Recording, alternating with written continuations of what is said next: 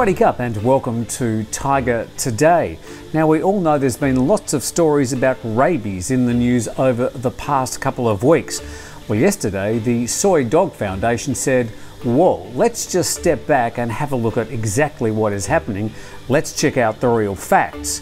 Now, Thailand's record in curbing rabies is in fact quite excellent, and that's according to the World Health Organization.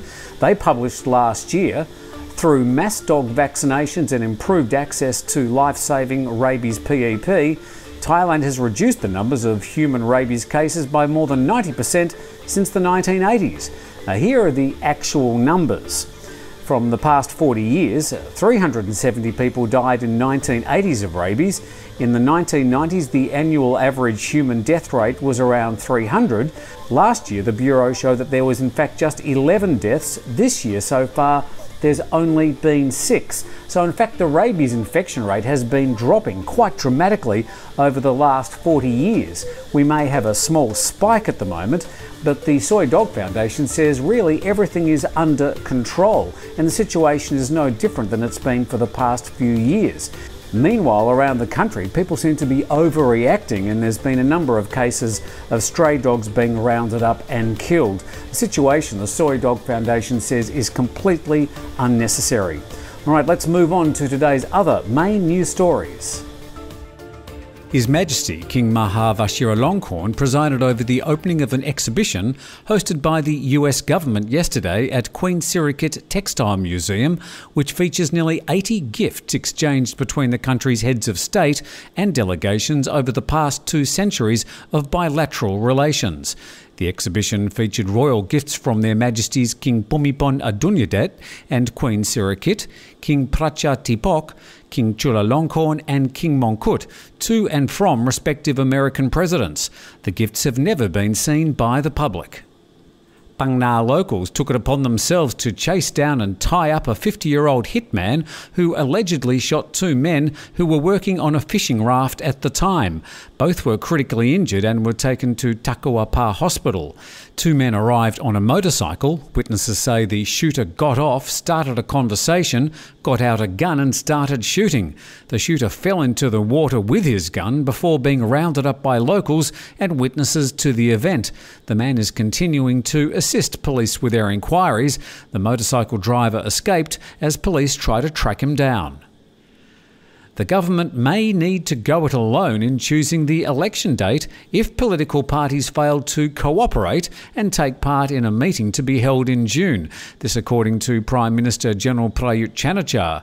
In June, political party representatives are expected to meet the NCPO along with legislators to discuss dates and details for holding the next election. The PM said yesterday, without cooperation, we'll have to set the date on our own.